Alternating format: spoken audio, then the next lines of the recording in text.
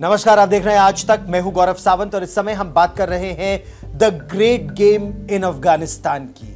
अफगानिस्तान का great game ये वैसे तो एक बहुत ही बड़ा और दिलचस्प कॉन्सेप्ट है जहां ग्रेट पावर्स अफगानिस्तान पर वर्चस्व के लिए पहले लड़ती आई हैं और लगभग सभी की शिकस्त हुई है। चाहे आप एक समय सोवियत संघ की बात करें, ब्रिटेन की बात करें या अमेरिका की बात करें, अब पाकिस्तान की बात करें, अगर कोई अफगानिस्तान में जीता है तो वो हरी सिंह नलवा है। लेकिन हरी सिंह नलवा और महाराजा रणजीत सिंह की सेना के बारे में हम लोग विस्तार से एक अलग चर्चा करेंगे। लेकिन अभी जो हम चर्चा कर रहे हैं वो ग्रेट गेम 2.0 की है। और ये ग्रेट गेम 2.0 क्या है? भारत के विदेश सचिव विक्रम मिस्री वो दुबई गए और तालिबान के acting foreign minister Amir Khan Muttaqi वो दुबई आए और दोनों के बीच बातचीत हुई और डेलीगेशन लेवल पर भी यह बातचीत हुई। यानी दोनों देशों के, भारत और अफगानिस्तान के उच्च स्तरीय डेलीगेशंस की यह मुलाकात हुई और यह highest level of interaction India और अफगानिस्तान के बीच रहा है जब से तालिबान की सरकार 2021 में आई है, जब से अमेरिका ने अफगानिस्तान को छोड़ा। और इससे पाकिस्तान में हड़कंप मच गया है। दरअसल 2021 में पाकिस्तान ने तो यह सोचा था कि अमेरिका के भी दांत खट्टे हो गए, अमेरिका भी चला गया और अब पाकिस्तान को उसकी जो एक तरह से वेट ड्रीम है पाकिस्तान की कि अफगानिस्तान उसका स्ट्रेटेजिक डेप्थ है, कि अफगानिस्तान पर पाकिस्तान का वर्चस्व एक बार फिर स्थापित हो गया है। यह पाकिस्तान का सपना है और दशकों से रहा है। एक जनरल के बाद दूसरा जनरल और तीसरा जनरल, चौथा जनरल सब चाहते हैं, क्योंकि पाकिस्तान एक बड़ा सकरा सा देश है। जब भारत और पाकिस्तान भारत को स्वतंत्रता मिली, भारत का विभाजन हुआ, पाकिस्तान एक अलग देश बना, तो मोहम्मद अली जिन्ना ने एक बहुत बड़े पाकिस्तान की कल्पना की थी। लेकिन जो उन्हें पाकिस्तान का एक छोटा सा टुकड़ा मिला, वो भी बटा हुआ, तो उन्होंने कहा कि उनको एक मॉथ ईटन पाकिस्तान मिला है।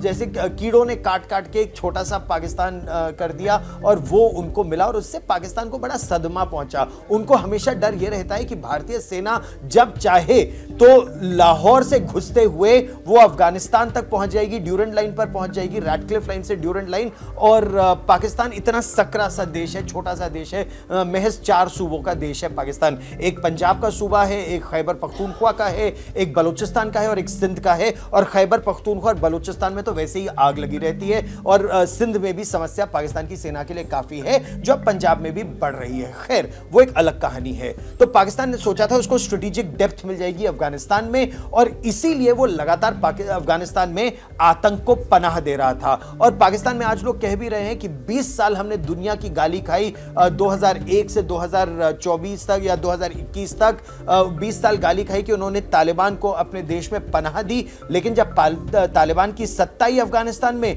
तो टीटीपी यानी तहरीके तालिबान पाकिस्तान ने पाकिस्तान में घुसकर पाकिस्तानियों को ही, पाकिस्तान की सेना को और पुलिस को मारना शुरू कर दिया। तो और जब पाकिस्तान ने तालिबान को कहा कि आप रोकिए टीटीपी को, तो उन्होंने कहा नहीं, ये तो हमारे बिरादर हैं, हमारे भाई हैं, हमारे यहाँ शरण ले चुके हैं, इनको हम नहीं मारेंगे और आपको भी नहीं मारने देंगे। अब पाकिस्तान को लग रहा है कि अरे हम तो ठगे से गए। लेकिन ठगा तो पाकिस्तान ने दुनिया को है, क्योंकि अगर उन्होंने शरण दी लाखों अफगानियों को तो उसके लिए पैसा भी मोटा लिया पाकिस्तान ने दुनिया भर से, और वो सहूलियतें जो देनी चाहिए थी अफगानियों को वो दी नहीं, और अफगान ये जानते भी हैं। एक बात और है, पूरे अफगानिस्तान में कोई भी ऐसा नेता नहीं है या कोई भी ऐसा उनका बाशिंदा नहीं है जो ड्यूरेंट लाइन को मानता हो। ये जो 2640 किलोमीटर लंबी ड्यूरेंट लाइन है, वो तो कहते हैं अंग्रेजों ने लाइन खींच दी, पेशावर तक अफगानिस्तान का हिस्सा है। वो कहते हैं कि एक तरफ अफगानिस्तान है, दूसरी तरफ भारत है, ये पाकिस्तान तो आर्टिफिशियल क्रिएशन है और ये पाकिस्तान की छाती पर सांप लौट जाता है जैसे ही आप कहो। और अफगानिस्तान में तो सभी ये कहते हैं कि कौन है पाकिस्तान, हम तो सिर्फ इंडिया को जानते हैं। अब ये हो भी रहा है, क्यों? तालिबान ने पाकिस्तान का साथ नहीं दिया। एक, पाकिस्तान कंगाल है, दूसरा, कंगाली में कोई आपके साथ रिश्तेदारी नहीं निभाता, यह दुनिया की रीत है। लेकिन अफगान भी जानते हैं कि पाकिस्तान ने अफगानिस्तान का इस्तेमाल किया, उनको यूज किया और पैसा खुद कमाया, अफगानिस्तान के लिए कुछ नहीं किया, विकास वहां नहीं होने दिया। वहां अगर विकास अफगानिस्तान में कुछ भी इंफ्रास्ट्रक्चर डेवलपमेंट है, एजुकेशन है, हेल्थ केयर है, तो $3 बिलियन वहां भारत ने लगाया। और पाकिस्तान अगर मदद करता है तो उस मदद के बदले कुछ ऐंठ लेता है। भारत निष्काम, निस्वार्थ, सेल्फलेस हेल्प करता है, अफगानिस्तान के लोगों की मदद करता है, और यह बात अफगानिस्तान के लोग जानते हैं। कल मेरे शो पर मुरसल नूरजई, अफगानिस्तान की एक एक्सपर्ट जो इस समय जर्मनी में रहती हैं, वो आई थी। तो उनसे मैंने पूछा कि आपको अगर ऑप्शन दिया जाए पाकिस्तान से मदद चाहिए या भारत से, तो अफगानिस्तान के लोग क्या कहेंगे? बिना पलक झपकाए उन्होंने एक बार में कहा कि हमको भारत चाहिए, हमको पाकिस्तान नहीं चाहिए। और वो ऐसी इकलौती नहीं है, तालिबान ने भी, सोचिए, जिस पाकिस्तान ने शरण दी तालिबान को 20 साल तक, उस तालिबान ने धता बता दी पाकिस्तान को इस समय। अच्छा, एक तस्वीर मैं आपको अभी दिखाऊंगा और इस तस्वीर पर गौर कीजिएगा। ये 2021 की तस्वीर है। ये काबुल का सरीना होटल है। जब अमेरिका गया अफगानिस्तान से, तालिबान की सत्ता आई, तो बिल्कुल चौड़ में लेफ्टिनेंट जनरल फैज हमीद, जो उस समय DGISI थे, वो पहुंच गए काबुल और वहां सरीना होटल में कॉफी पी रहे हैं या चाय पी रहे हैं और सब कह रहे हैं ऑल विल बी वेल, जैसे फतेह किला उन्होंने ही हासिल किया है।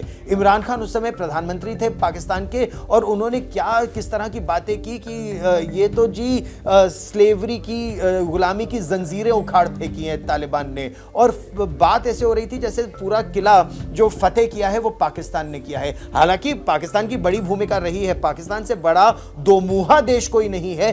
अमेरिका से उसने बिलियंस ऑफ डॉलर्स भी लिए, और यह बात डोनाल्ड ट्रंप ने 1 जनवरी को, जब अपना उनका पहला शासनकाल था, उसमें उन्होंने कह भी दी थी कि पाकिस्तान ने $33 बिलियन ले लिए हैं अमेरिका से, और अमेरिका के लोगों को ही मार रहा है और आतंकवाद को खत्म नहीं कर रहा है। तो पाकिस्तान का दो मुहापन भारत ने तो शुरू में देख लिया था। फिर भी भारत के कुछ लोग पाकिस्तान की मदद क्यों करना चाहते हैं या पाकिस्तान से अच्छे रिश्ते क्यों चाहते हैं, जबकि पाकिस्तान आतंक नहीं रोक रहा है, ये एक अलग कहानी है। लेकिन अमेरिका ने पाकिस्तान को एक्सपोज कर दिया, अफगानिस्तान ने पाकिस्तान को एक्सपोज कर दिया, भारत तो लगातार एक्सपोज कर रहा है। तो पाकिस्तान का हाल इस समय उस धोबी के कुत्ते का है, ना घर का ना घाट का। तालिबान रोज मार रहा है पाकिस्तान को इस समय, और घुस के मार रहा है घर के अंदर। तो पाकिस्तान ने एयर स्ट्राइक्स की, जैसे उन्होंने एयर स्ट्राइक्स की पाकिस्तान पर, जबरदस्त पलटवार किया अफगानिस्तान ने। अच्छा, भारत के विदेश सचिव विक्रम मिस्री जब मिले आमिर खान मुत्तकी से, तो उन्होंने केवल एक चीज कही कि अफगानिस्तान की भूमि का इस्तेमाल भारत के विरोध में नहीं होना चाहिए। जैसा 1999 में जब IC-814 का हाईजैक हुआ था, दिसंबर 1999 में, तो प्लेन का हाईजैक तो पाकिस्तान की ISI ने कराया था, पाकिस्तान के आतंकवादियों ने किया था। लेकिन वो प्लेन लैंड किया कंदहार जाकर, तालिबान के कंदहार में जाकर, जो उस समय तालिबान के शासनकाल में था। तो भारत के लोगों के मन में तालिबान के प्रति वो नाराजगी, वो गुस्सा, वो द्वेष था। लेकिन तालिबान के लोगों का कहना है कि हम तो पाकिस्तान के उस समय इशारे पर काम कर रहे थे, जो अब नहीं कर रहे हैं। ये बार बार वो भारत से कह रहे हैं कि हम पाकिस्तान के गुलाम नहीं हैं, हम एक स्वतंत्र देश हैं, हमारी स्वतंत्र अपनी सोच है, और हम पाकिस्तान के गुलाम नहीं हैं। TTP का भी वो नहीं हटा रहे हैं। और जैसे ही पाकिस्तान ने अफगानिस्तान में लोगों को मारा, 51 लोगों को मारा जिसमें महिलाएं और बच्चे थे, और भारत ने उसकी भर्त्सना की, तो तालिबान ने पलटवार किया पाकिस्तान पर, जबरदस्त पलटवार किया, और उससे पाकिस्तान सकपका गया है। जब से अमेरिका की सेना गई है अफगानिस्तान छोड़ के, 2021 से 2024 तक पाकिस्तान में कुछ आंकड़े हैं जिनका कहना है हर साल 800-900 कभी 1000 पाकिस्तानी सिपाही, पुलिस वाले और सिविलियन एफपैक बॉर्डर पर, ये जो 2640 किलोमीटर लंबी ड्यूरेंट लाइन है, बलूचिस्तान का इलाका और खैबर पख्तूनख्वा का इलाका, इसमें मारे जा रहे हैं। अच्छा, पश्तून लोग जो हैं वो दोनों तरफ हैं, अफगानिस्तान में भी और पाकिस्तान में भी, और वो मानते ही नहीं इस आर्टिफिशियल ड्यूरेंट लाइन को। पाकिस्तान ने जब वहां पर कांटेदार तार लगाई, अफगानियों ने और तालिबान ने वो कांटेदार तार पूरा काट दिया। यही बलूचिस्तान में हो रहा है। अब TTP और BLA, Baloch liberation army, Baloch fighting forces, वो सब एक साथ आ गई हैं। पाकिस्तान को और अब काटो तो खून नहीं। लेकिन पाकिस्तान ने अब ग्रेट गेम क्या खेला है? पाकिस्तान ने अपने DGISI को ताजिकिस्तान भेजा। आप देखिए पासा कैसे पलटा। 20 साल तक पाकिस्तान ने समर्थन किया तालिबान का, अटैक किया नॉर्दर्न अलायंस पर। मतलब पंजशेर के शेर कहे जाने वाले अहमद शाह मसूद को भी पाकिस्तान की ही चाल के तहत मारा गया था। नॉर्दर्न अलायंस जो भारत का भी मित्र रहा है दशकों से, और उसके बारे में भी हम एक और चर्चा करेंगे, पंजशेर के शेर अहमद शाह मसूद के बारे में। लेकिन अब वही पाकिस्तान ताजिकिस्तान पहुंचाए, DGISI ताजिकिस्तान पहुंचे और वो उसी नेशनल रेजिस्टेंस ऑफ अफगानिस्तान जो अलायंस है, नॉर्दर्न अलायंस, उससे मदद मांग रहे हैं तालिबान को कमजोर करने के लिए कि अगर TTP पर कार्रवाई नहीं की, TTA ने, तालिबान अफगानिस्तान ने अगर तालिबान पाकिस्तान पर कार्रवाई नहीं की तो नॉर्दर्न अलायंस को पाकिस्तान फंड करना चाहता है, आर्म करना चाहता है, हथियार देना चाहता है ताकि वो तालिबान को मारे। अच्छा, एक धमकी और दे रहा है पाकिस्तान कि वो वाखान कॉरिडोर पर कंट्रोल कर लेगा। वाखान कॉरिडोर एक बहुत संवेदनशील इलाका है और वाखान कॉरिडोर, इस पर एक हम अलग चर्चा विस्तार से करेंगे, लेकिन एक बहुत छोटा सा ये इलाका है जहां एक तरफ चीन आ जाता है और चीन के लिए एक तरह से ये है कि ये वाखान कॉरिडोर से चीन को सबसे बड़ा खतरा ये है कि उसके जो ईस्ट तुर्किस्तान का इलाका है, जो इसका शिनजियांग ऑटोनोमस रीजन है, वहां पर यही तालिबान के लोग ना आ जाए, क्योंकि वहां चीन ने 1 लाख से ज्यादा वीगर मुसलमानों को बंद करके रखा, उनकी मस्जिदें तोड़ रहे हैं, उन पर अत्याचार कर रहे हैं। दुनिया देख रही है, लेकिन चीन शक्तिशाली है, तो चीन के विरुद्ध ना पाकिस्तान की हिम्मत होती है कुछ बोलने की, ना दुनिया भर के अलग मुसलमान देशों की कोई हिम्मत होती है बोलने की। तो अब उनको डर यह है कि तालिबान के लड़ाके उस रास्ते से अगर ईस्ट तुर्किस्तान में आ गए तो चीन को खतरा बहुत ज्यादा हो जाएगा। तो पाकिस्तान ने चीन को, अच्छा पाकिस्तान हर देश को गोली देता है, हर देश को, अपने ही लोगों को गोली देता है, तो अब खैर वो चीन को गोली दे रहा है। पहले वो $60 बिलियन चाइना के डुबा दिए चाइना पाकिस्तान इकोनॉमिक कॉरिडोर में, अब गोली ये दे रहा है कि हम वाखान कॉरिडोर को काट देंगे, वहां पर चीन और पाकिस्तान का कब्जा हो जाएगा, नॉर्दर्न अलायंस वहां पर आ जाएगा, वहां से पाकिस्तान में बिजली आ जाएगी और तालिबान कट जाएगा वहां से। तालिबान में, अफगानिस्तान में लोगों का कहना है कि तुम हिम्मत मत करना, अगर तुमने वाखान कॉरिडोर पर नजर भी डाली तो खैबर पख्तूनख्वा तुम्हारा कट जाएगा, बलूचिस्तान तुम्हारा कट जाएगा। इस पे पाकिस्तान अब सोच रहा है कि करें तो क्या करें। भारत अगर तालिबान की मदद कर रहा है, और देखिए भारत मदद अफगानिस्तान के लोगों की कर रहा है, और ये ऐसा नहीं है कि ये मदद अभी शुरू हुई है।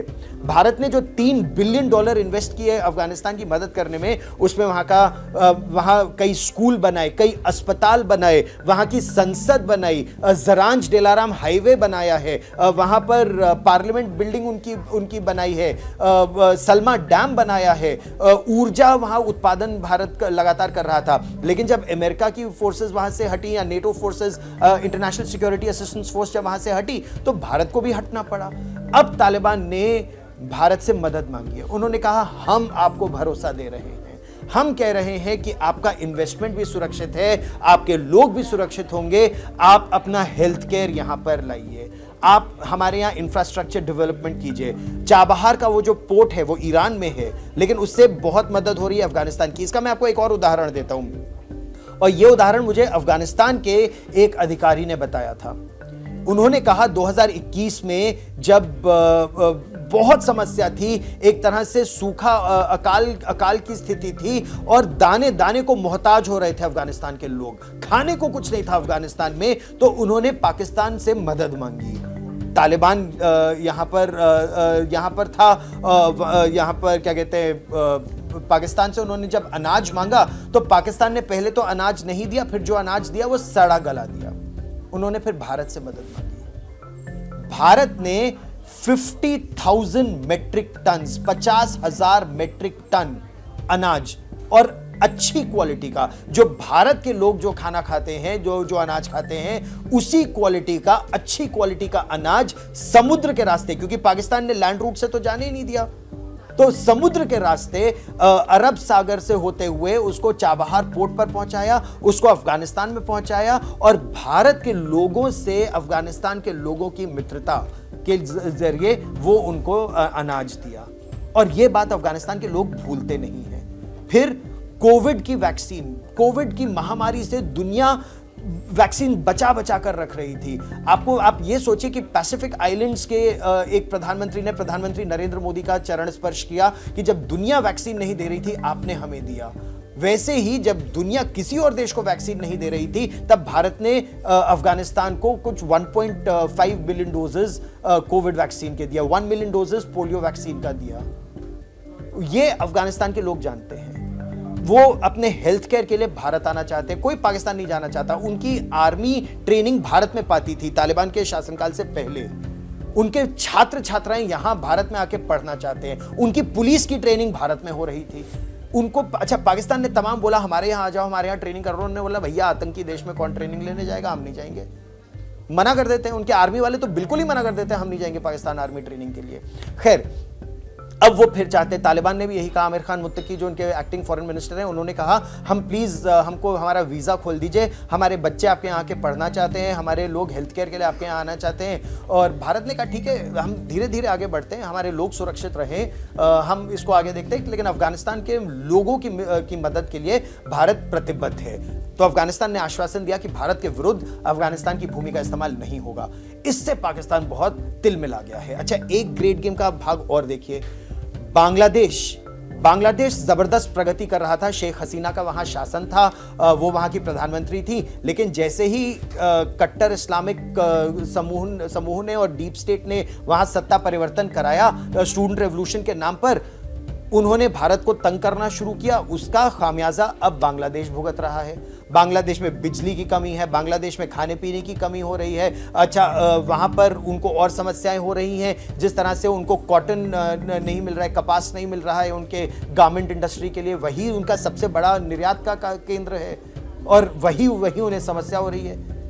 एक चीज़ यहाँ पर, और क्योंकि हमारा ये शो इस पूरे क्षेत्र में बहुत ज्यादा देखा जाता है, इस पूरे रीजन में बहुत देखा जाता है, आप एक चीज देखिएगा, जब भारत मदद करता है ना किसी देश की, उस देश का विकास होता है। भारत अपने आप भी प्रगति कर रहा है और अपने साथ लोगों को, अपने पड़ोसी देशों की, अपने मित्रों की प्रगति भी कराता है। बांग्लादेश उसका उदाहरण है। श्रीलंका में जब वित्तीय संकट आया, और मैंने ग्राउंड जीरो से वो वित्तीय संकट रिपोर्ट किया था, जब श्रीलंका में बिल्कुल पैसा नहीं था, लोग सड़कों पर उतर आए थे, भारत ने खाना पीना और हेल्थ केयर, मेडिसिन, क्या क्या नहीं भेजा श्रीलंका में। और इसीलिए जब श्रीलंका के नए प्रधानमंत्री आए तो वो भारत आए।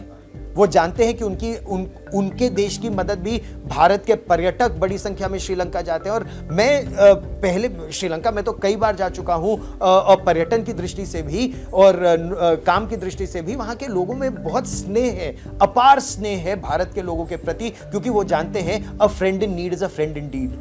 आप मालदीव्स का उदाहरण देख लीजिए। राष्ट्रपति मुइज़ू आए तो थे इंडिया आउट के नाम पर। इंडिया आउट क्या, उन्होंने ये भी बोल दिया कि इंडियन नेवी का वो जो शिप था या जो लोग वहां पर थे, जो प्लेन था, वो मालदीव्स के लोगों की मदद करने के लिए था वहां पर। लेकिन इंडिया आउट अच्छा, मालदीव्स में एक समय ऐसा भी था कि इस्लामिक स्टेट में के आतंकवादी सबसे ज्यादा संख्या में मालदीव्स से ही गए थे। तो वही पाकिस्तान वहां पर कट्टरपंथ फैला भी रहा था।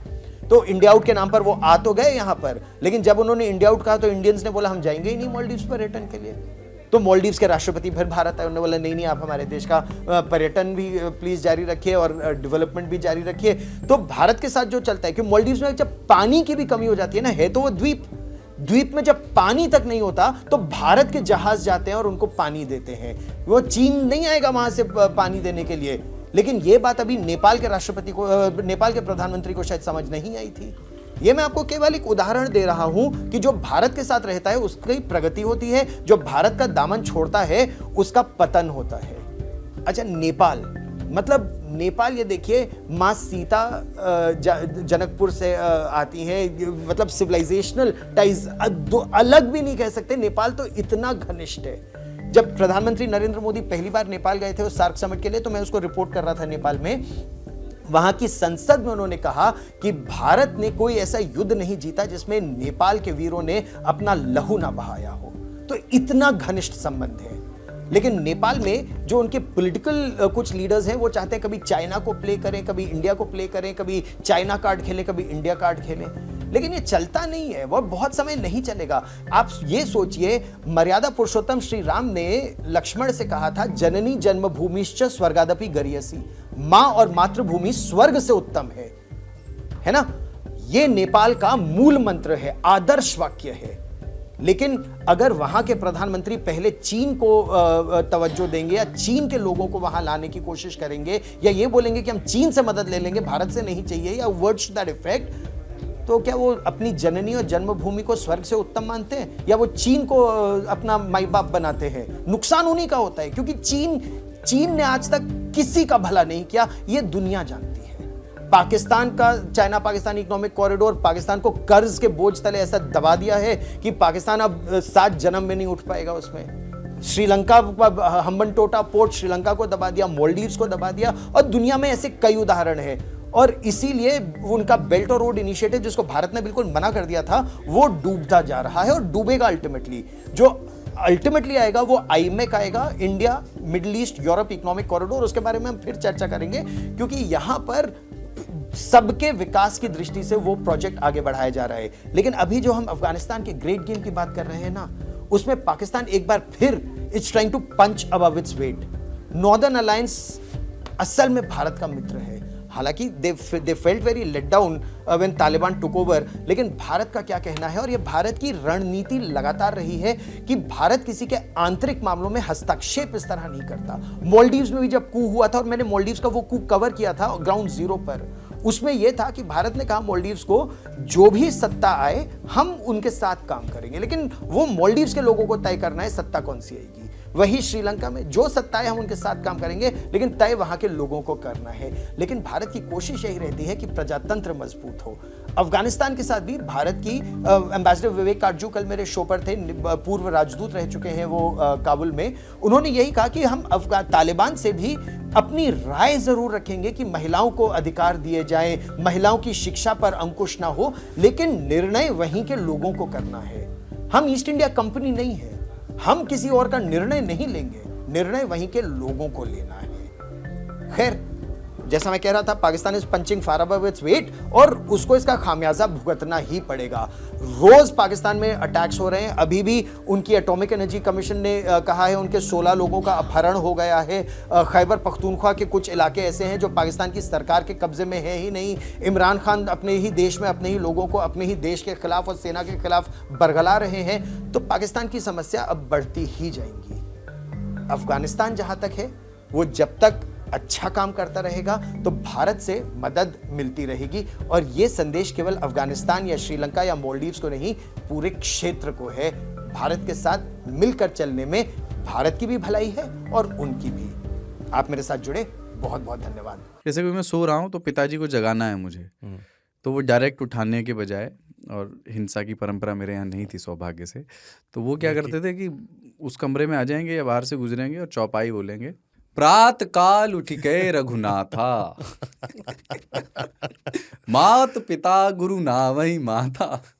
कभी कभी मैं गुस्से में उठ करके, अरे पापा, चरण स्पर्श किया और सो गया। मैंने कहा अब मत उठाना।